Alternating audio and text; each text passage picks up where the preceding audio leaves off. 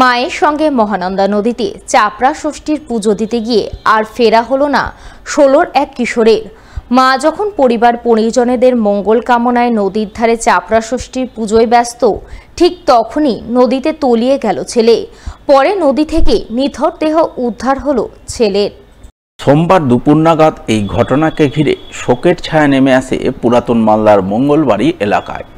জানা গেছে মৃত কিশোরের নাম পীযূষ দত্ত, বয়স 16 বছর, বাড়ি পুরাতন মালদা পৌরসভার 13 নম্বর ওয়ার্ডের মঙ্গলবাড়ি খৈহাট্টা এলাকায়। পীযূষ মালদা শহরের এক স্কুলে 10ম শ্রেণীতে পড়াশোনা করত। সোমবার দুপুরে সে মায়ের সঙ্গে চাপড়া ষষ্ঠীর পুজো দিতে যায় মঙ্গলবাড়ি মহানন্দা নদীতে। তার মা নদীর ধারে পূজার্চনা নিয়ে ব্যস্ত হয়ে পড়েন। এই সুযোগে ছেলে নদীতে নেমে সাঁতার কাটতে শুরু করে, কিন্তু খুব ভালো সাঁতার জানত না সে, তাই জলের তোড়ে নদীতে তলিয়ে যায়। সঙ্গে সঙ্গে স্থানীয়রা নদীতে নেমে খোঁজাখুঁজি শুরু করেন। এর মধ্যে মালদা থানার পুলিশ ঘটনাস্থলে পৌঁছায়। পুলিশের উপস্থিতিতে কিছুক্ষণ পর তারা নদী থেকে ওই কিশোরের নিথর দেহ উদ্ধার করেন। উদ্ধারের পরেই তাকে নিয়ে মালদা মেডিকেল কলেজ হাসপাতালে ছুটে যান, কিন্তু চিকিৎসক মৃত বলে ঘোষণা করেন। ঘটনায় পরিবারবর্গ কান্নায় ভেঙে পড়েন। শোকের ছায়া নেমে আসে গোটা এলাকায়। চাপড়া ষষ্ঠীর উপলক্ষে মায়ের সাথে সে নদীতে পুজো দিতে যায়। পুজো দিতে গিয়ে মা জলে নেমে মা পুজো করছে, আর এইদিকে ছেলে হয়তো জলে হেলছে। হেলার পরে মা পিছন দিকে পুজো করে যখন হয়ে গেছে, মা পিছন দিকে তাকে দিচ্ছে, ছেলে নাই। আচ্ছা, তখন মা বাড়ির আত্মীয় স্বজনকে ফোন করে দিলে খোঁজাখুঁজি শুরু করে দেয়। শুরু করার পর বাড়ির লোকজন দৌড়িয়ে যায় নদীর ধারে। নদী গিয়ে ধারে খুঁজতে খুঁজে কিছুক্ষণ পর, প্রায় মোটামুটি 1 ঘন্টার পর নদীতে জলের মধ্যে খুঁজে পায়, একবারে নদীর ধারে। যে সিঁড়িটা হয়েছে, সিঁড়ির ব্যারিকেডের সাথে লেগেছিল বডিটা। ছেলেটার বয়স 16 বছর। ছেলে বাঁশবাড়ি স্কুলে পড়াশোনা করে, ক্লাস 10-এ পড়াশোনা করে। হ্যাঁ, ঘটনাস্থলে পুলিশ গেছিল। আমরা সবাই মর্মাহত মৃত্যুর জন্য। কাজ না করেই বিভিন্ন সরকারি প্রকল্পের লক্ষ লক্ষ টাকা আত্মসাৎ করার অভিযোগ উঠল তৃণমূল পরিচালিত গ্রাম পঞ্চায়েতের বিরুদ্ধে। ঘটনার প্রতিবাদে সরব হলেন এলাকার সাধারণ মানুষ। ঘটনাটি ঘটেছে মালদার চাঁচল 1 নম্বর ব্লকের খরবা গ্রাম পঞ্চায়েত এলাকায়। জানা গেছে খরবা গ্রাম পঞ্চায়েতের নিচলামারি এলাকায় পথশ্রী 3 প্রকল্পের অধীনে গত মার্চ মাসে 1 কোটি 14 লক্ষ টাকা বরাদ্দে প্রায় 2.5 কিলোমিটার রাস্তার কাজ শুরু হয়, কিন্তু সেই কাজ 2 কিলোমিটার করে বন্ধ হয়ে যায়। এরপর অসম্পূর্ণ রাস্তা সংস্কারের নামে তৃণমূল পরিচালিত খরবা গ্রাম পঞ্চায়েত 5 বারে 4 লক্ষ টাকা বিল তুলে নেয় বলে অভিযোগ।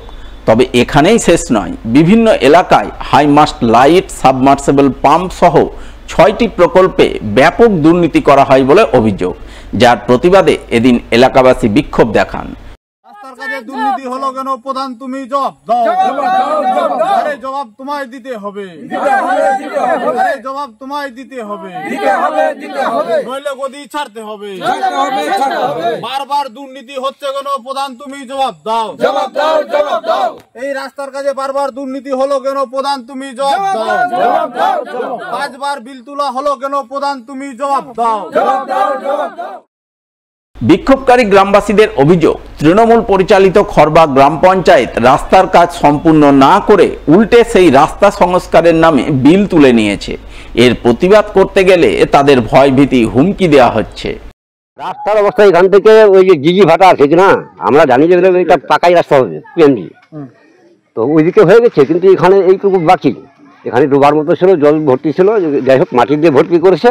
এখন বর্তমানে ওই ইট চলে দিয়ে চলছে মানুষ আর কি, পাকা রাস্তা হয়নি এখানে, ওইদিকে হয়েছে। তবে আমি শুনছি না কিন্তু 5 বার বিল তোলা হয়েছে। এটা সঠিক ভেটি বলাই বলবে, দুর্নীতি বলে কি করবো, এখানে পাকা হয়নি, দুর্নীতি না। এটা মেন রাস্তা কাজ হওয়ার কথা, কিন্তু ওইখান থেকে ছেড়ে দিয়েছে, আবার রিপেয়ার ধরেছে। রিপেয়ারের কাজটা 5 বার শুধু বিলটা তোলা হয়েছে, কমপ্লেন হয়েছে। তো সব কে টাকা তুলেছে? টাকা প্রধান সাহেব। এখন আপাতত বন্ধ আছে, কাজ করছে না, বলছে কাজ আমাদের কমপ্লিট হয়ে গেছে। কিন্তু রাস্তা কি হয়েছে? না, রাস্তা হয়নি। রাস্তা কোথায়? এই যে এইটুকু রাস্তা করার পরে এদিকে তো করেইনি। আমরা প্রতিবাদ করতে গেলে আমাদের উপরে অত্যাচার, আমাদের যেই বলুক না কেন, যে কেউ বললে অত্যাচার। এই ঘটনায় খরবা গ্রাম পঞ্চায়েতের বিরোধী কংগ্রেস দলের পঞ্চায়েত সদস্যরা মিলে চাঁচল 1 নম্বর বিডিও অফিসে লিখিত অভিযোগ দায়ের করেছেন এবং ঘটনার সঠিক তদন্ত দাবি করেছেন তারা। আমরা মোটামুটি 5-6টা স্কিমে অভিযোগ করেছি। একটা রাস্তার আছে, লাইট আছে, তারপরে পানীয় জলের স্কিমগুলো আছে, সব স্কিমে মোটামুটি আমরা অভিযোগ করেছি এই কারণে যে পুরানা স্কিমগুলোই চালিয়ে দিয়েছে। পুরোনো স্কিমগুলো দেখে নতুন করে বিল তুলেছে। রিপেয়ারের নামে আপনার ধরেন যে একটা রিপেয়ার করেছে ওই একই লোকেশন একই ছবি সব দিয়ে 4টা-5টা করে বিল তুলেছে। এই দুর্নীতি পঞ্চায়েতের প্রধান প্লাস স্টাফ সব মিলিয়েই এগুলো সব। আমরা তো ভিডিওর কাছে ওটাই বলেছি যে যেহেতু বিল তুলেছে অবশ্যই লোকেশনে আসে, লোকেশন চেক করে দেখে যাক কাজ হয়েছে কি হয়নি, পাবলিকেই বলবে।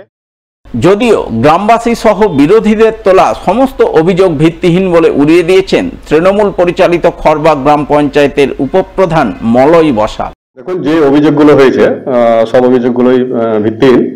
যা যা স্কিমের উপরে ওরা অভিযোগ করেছে বিরোধীরা, প্রত্যেকটা স্কিমে কাজ হয়েছে, সেটা জনসাধারণ দেখেছে এবং আমাদের যে সরকারি আধিকারিকরা আছেন ওনারাও ইনকোয়ারি করে জিওটেক করেই বিল করা হয়েছে, প্রত্যেকটা কাজ হয়েছে। মালদার বামনগোলা ব্লকের পাকুয়াহাট গ্রাম পঞ্চায়েত এলাকার আইসিডিএস কর্মী ও সহায়িকাদের উদ্যোগে সোমবার পালিত হল সুপুষ্টি দিবস।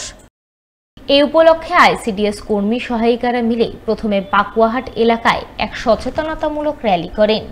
র্যালি শেষে মা ও শিশুদের নিয়ে নানান অনুষ্ঠানের মাধ্যমে সুপুষ্টি দিবস পালনের ছবি নজরে আসে। দিনটি উপলক্ষে পুষ্টিকর খাবার দাবার সম্পর্কে আলোচনা হয়। সেই আলোচনায় মা ও শিশুদের সুস্থ থাকতে পুষ্টিকর খাবার গ্রহণের ব্যাপারে তাদের সচেতন করেন আইসিডিএস কর্মী সহায়িকারা। এদিনের এই সুপুষ্টি দিবস পালন অনুষ্ঠানে উপস্থিত ছিলেন বামনগোলার বিডিও মনোজিৎ রায়, সিডিপিও খোকন বৈদ্য সহ অন্যান্যরা। বিশ্ব সুপুষ্টি দিবস এইটা হচ্ছে 1 সেপ্টেম্বর থেকে 31 সেপ্টেম্বর পর্যন্ত চলে। আমরা পাকুয়াহাট জিপি আজকে 9 সেপ্টেম্বর এই দিনটাকে বেছে নিয়েছি। এই দিনটাতে হচ্ছে যে পুষ্টির উপরে সমস্ত আলোচনা হয়। মা ও শিশুদের হচ্ছে মাদের সাধভক্ষণ, আর হচ্ছে ছেলে বাচ্চাদের 7 মাস বয়স যাদের হচ্ছে তাদের আমরা অন্নপ্রাশন দিই এবং এই মেসেজটাও দিই যে অল্প বয়সে বিয়ে যাতে বন্ধ হয় এবং বিয়ে যাতে না দেওয়া হয় এবং লাল হলুদ সবুজ এই 3টি আহার প্রত্যেকদিন যেন সবাই খায়, সুপুষ্টি বজিয়ে যাতে রান্না করা খাবার খায়, এই সমস্ত বার্তা সবাইকে একটু ছড়িয়ে দেওয়ার জন্য আমরা প্রতিবারই এটা হচ্ছে বিভিন্ন অঞ্চলের গ্রামে গ্রামে সেন্টারগুলোতে করতাম। করোনা প্রাককালে আমরা বন্ধ রেখেছিলাম, আবার আমরা শুরু করেছি পাকুয়াহাট জিপি এই হেলথ সেন্টারের মাঠে এবার আজকে করলাম, যেহেতু হেলথ এবং পুষ্টি একসঙ্গে জড়িত।